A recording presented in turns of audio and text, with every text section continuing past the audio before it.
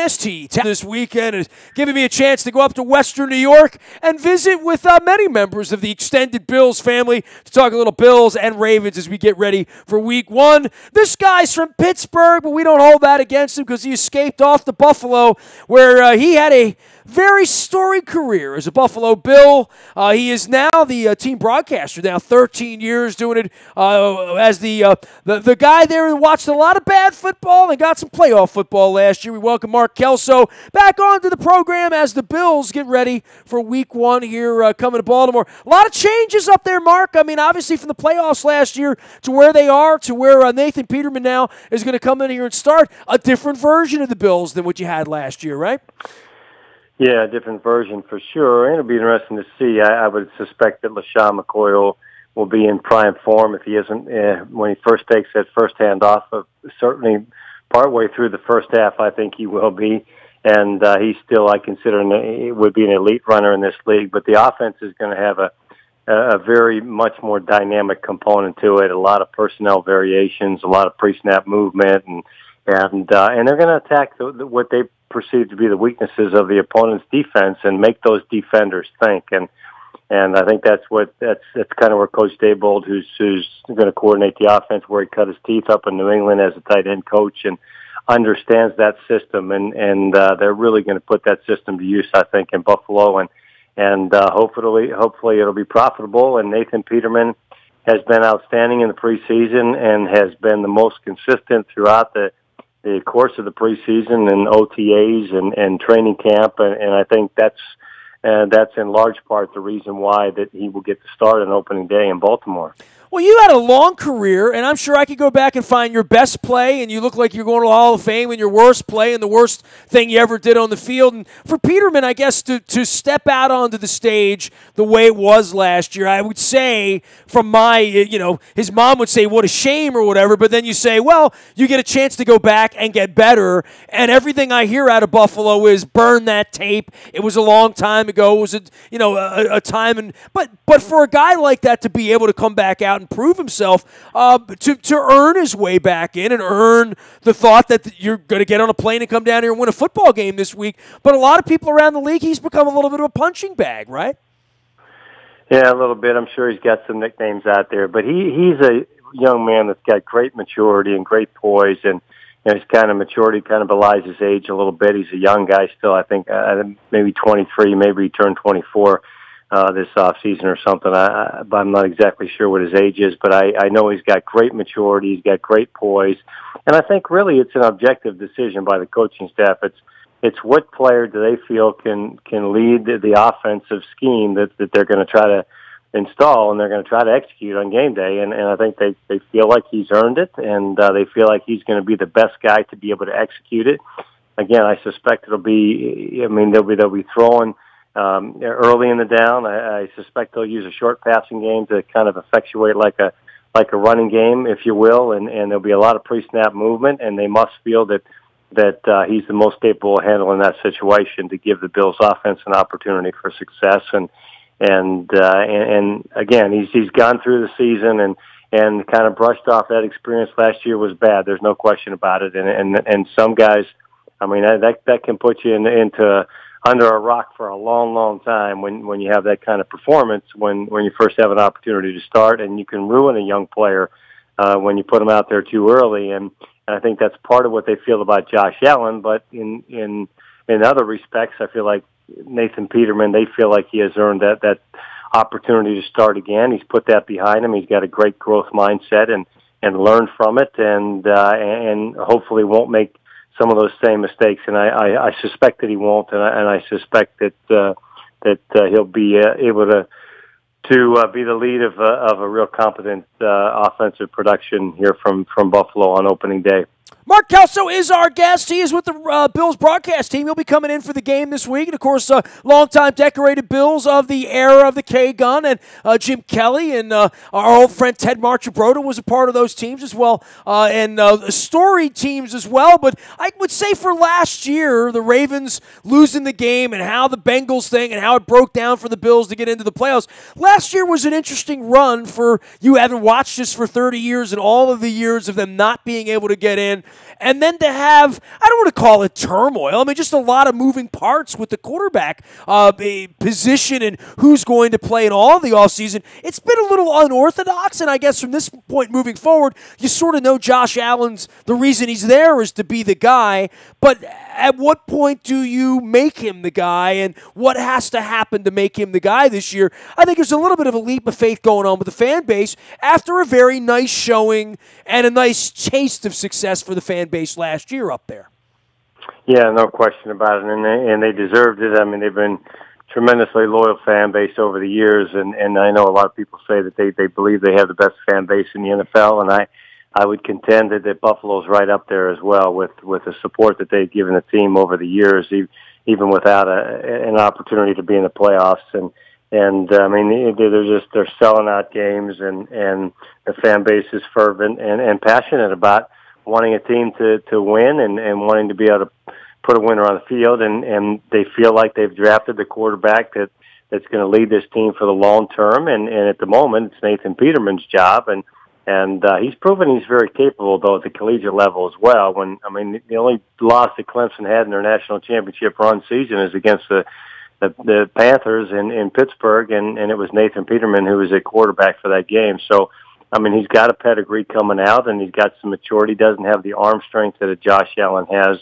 and doesn't have the escapability that he has, but certainly very, very capable, and a guy who can execute a multi-dimensional offense, which again I think they intend to run. So it'll be really interesting to see. And I don't think if Nathan Peterman plays well this year, I would suspect that he'll be able to have the starting quarterback job for as long as he continues to play well. And if the team's successful and they're moving that scheme that they've employed successfully and scoring points and not turning the ball over, then I suspect he'll remain in that position. You would think, at least for the duration of the season, and then there'll be an open competition next year. But I don't want to get ahead of ourselves. I mean, there's a lot of football to be played this year, and let's see just how things unfold here. Defense a little underrated last year. They took the ball away a lot early in the season, and I don't think anybody talks about the Bills' defense outside of Buffalo, but I look down and I see players that, feel pretty stout to me when you're coming in with Hughes and Williams and Lotulele. I always pronounce that wrong, but yes, you know him, yes. He's quite a player inside, and I think what's going to help them, they really did not rush the passer particularly well last year, and I think with EJ Gaines on the outside last year, it didn't enable them to play as much man coverage because he's a fabulous zone coverage guy, but not quite. His skill set doesn't lend itself to being able to play as much man defense. And now I feel like with Vontae Davis and with Taron Johnson, who I would suspect would get the start at the nickel cornerback position, in a three wide receiver set situation, he has capabilities of playing man defense, and they'll be able to bring a little bit more pressure for sure. And I think they'll be able to put more pressure on the quarterback just with a 4-man pass rush with the addition of Trent Murphy, and if he's healthy and able to play on opening day, he and Jerry Hughes, I think that'll help Jerry tremendously, and then they get the push up inside. I think Shaq Lawson seems like he's really healthy, and he was not last year. So he looks like he's poised to have a good year as well as Adolphus Washington, and then Lotulele's presence inside, and the kind of venerable Kyle Williams, who continues to play at just a really high level, and hopefully he'll be recovered from that little knee injury he suffered. I think he suffered that against Cleveland in the preseason, and hopefully he'll be ready for opening day as well, and at full strength. But the secondary is just a little fluctuation. Vontae Davis has had a great career thus far, and had some injury problems last year. If he's able to play at the level that he did when he was in Miami before he went over to Indianapolis, he is a guy that is extremely capable, and a guy that can give the Bills a new dimension in that defensive backfield. Both safeties played really well last year, and then they had Raphael Bush from New Orleans to that group, and then And Saron Neal, the young rookie player, made some really good plays in the preseason, and will be there in a backup role, and expecting big things from Tre'Davious White in his second season from LSU. I mean, arguably could have been the defensive rookie of the year last year, and suspect he'll play at a similar level this year. Mark Kelso is our guest from Buffalo. The Bills come in, take on the Ravens for Week 1. All of our WNST coverage brought to you by our friends at Sporticulture. If you're watching that on our Facebook Live or YouTube WNSTV channel, you'll see the flowers around me, including the Buffalo Bills flower over my right shoulder can be yours. They're a click away at Sporticulture.com. It's local. They're right out in the west side of town, but they send them anywhere and everywhere, including the Terps plant. 1-0. They beat Texas last week, and our Raven plan as well. Also brought to you by Charles Newsonoff & Sons. Since 1923, true love comes in all shapes and sizes, and there's something for everybody and every budget at Charles Newsonoff & Sons. They also buy gold. Get over to Parkville and see Sydney, charlesnewsonoff.com as well. Let's grow old together. Mark, last thing for you, I guess, on the Buffalo side of things. You mentioned injuries and Williams, and one of the reasons you don't put these guys out in those preseason games. And, we saw Harbaugh sort of hiding Flacco and Yondon, Suggs, and all these guys around here. But, I don't think we see much in the preseason of anything that relates to what we're going to see at any of the fields this week. It feels like the preseason's a different game that moves at a different speed, a different way. I don't think we learn a lot about these teams in the preseason. It feels like the box of chocolates about to open when Week 1 kicks off, doesn't it? It does, and you never know what you're going to get, right? Is that what you're saying? So you really don't, and it will be interesting to see. I mean, when I look at Coach Daboll, I have to go back and look at his days at New England and what they tried to do. So I don't know what the offensive scheme is going to look like from any type of specificity, but I do know this, that offense is going to make the Baltimore defense think, and they're going to try to make those players a half a step slow by making them think at the line of scrimmage, and that's probably going to be because of personnel adjustments and personnel packages and pre-snap movement, and that's the way they're going to try to give themselves an advantage offensively. That's the way New England always does it. They really make the defenders think, and you've got to play a really smart game if you're going to beat the New England Patriots. And I think that Coach Daboll has taken a couple pages of that playbook certainly over the years that he spent there. And on the defensive side of the ball, you have to be able to put pressure and disrupt the timing of the offensive unit. And if you can do that, particularly against Baltimore with Flacco, I mean, extremely capable. And when I saw him throw a ball in the preseason against Indianapolis, when that ball was like 55, 57 yards in the air from the line of scrimmage and incomplete, but had a chance of being complete when they were playing against Indianapolis. So he's still got great arm strength, but he's no different than any other quarterback. If you disrupt his time and you force him away from his throwing arm, you have an opportunity to have a really good down defensively, and I suspect that the Bills will try to execute some things schematically to make those things happen. And if they can do those things and avoid turnovers, then they'll put themselves in a position late in the fourth quarter to be able to win a game. And if you can do that in Baltimore against a really good team, then you've accomplished something. So let's hope that's the way it unfolds. Well, you and I have been waiting for all this century for the Patriots to sort of get out of the way. We got to be closer to the end than the beginning, right? For you guys, for the Jets, for the Dolphins, for all of you in that division that have watched this. But that's going to be one of the really big storylines this year, right? Is what happens to the Patriots in the aftermath of this, and what a 41-year-old version of Tom Brady looks like, because that affects everything, and you're in line for your division. Yeah, there's no question about that. But they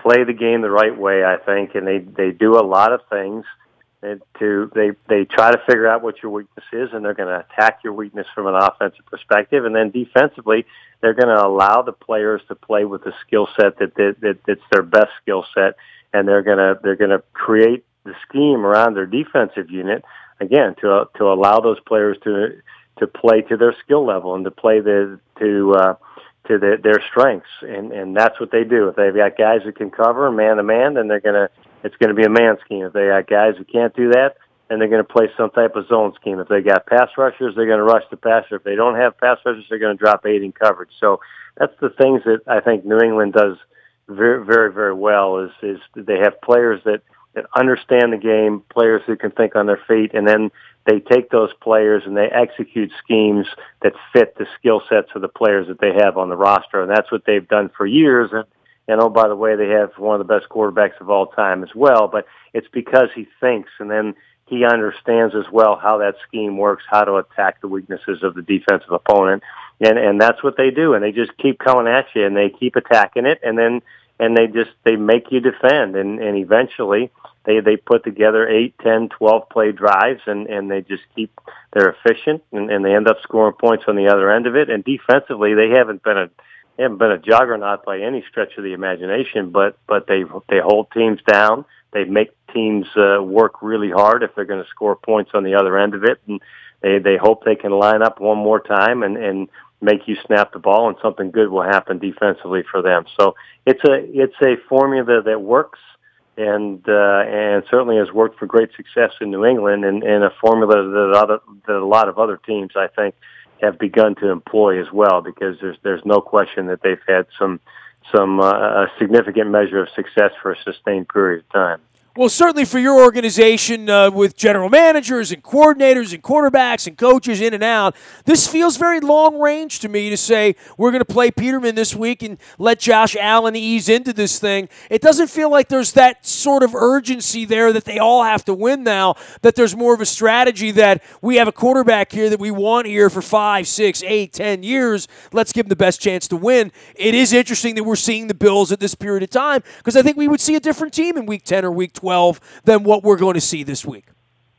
Yeah, we could, and I hope the whole league, quite frankly, the whole free agency thing frustrates me in some respects, because there's a lack of continuity on clubs, and I think clubs that have continuity and keep the same guys in the building, once you get the guys that you want and the guys that fit into the mold that you believe are going to be players that are going to help you be successful, then you don't need that many fluctuations. And the Bills have started to engage that template as well, and players that they want to have in the building, what type of pedigree they have from the collegiate level, how many games they've played, what type of leadership roles they functioned in regard to their collegiate institution and where they played, and what they did academically and what they did off the field. So there's certainly a template that you can understand that they're beginning to engage when they draft players, and you see a lot of those drafted players are making the team because they're evaluating guys in the proper manner, and they're guys that can help the club. So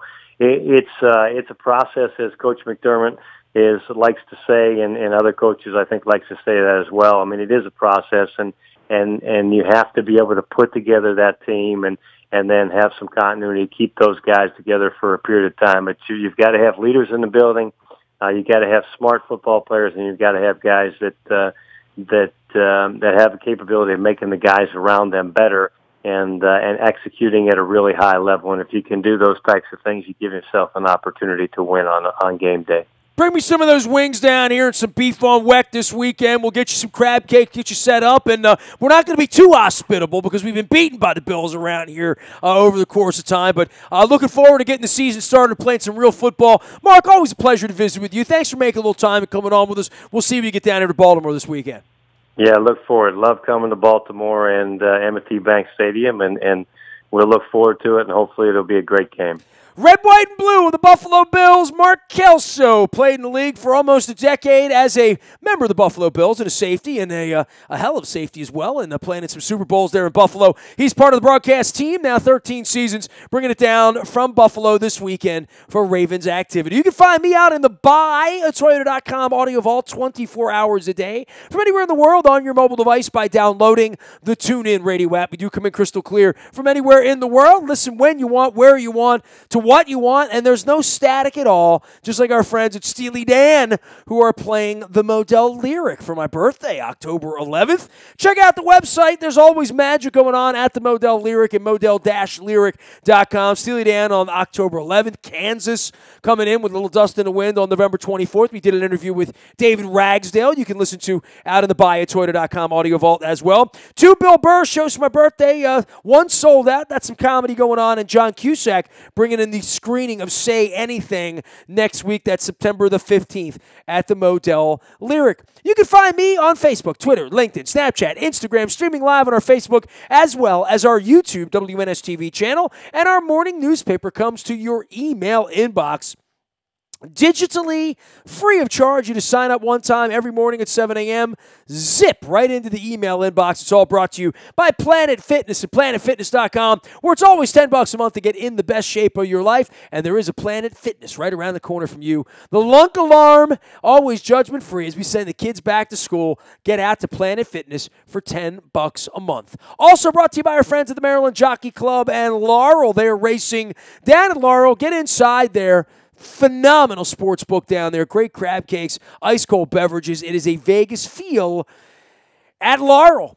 Get the entries in the front of WNST.net as well as in our morning newspaper. Last but never least, any breaking news happens first on the WNST Tech Service. That's all brought to you by Coons Ford of Security Boulevard, and Dennis Colatzos will be here from 3 until 5 on Thursday getting you ready for Bills and Ravens. Also on Sunday morning, it is the SSV on WNST, all brought to you by Coons Ford of Security Boulevard. I am Nestor. Nasty at WNST.net finds me. If you got a good charity story to tell out there, I tell those on Thursday morning. Community charity stories, all brought to you by Cole Roofing and Pfister Energy.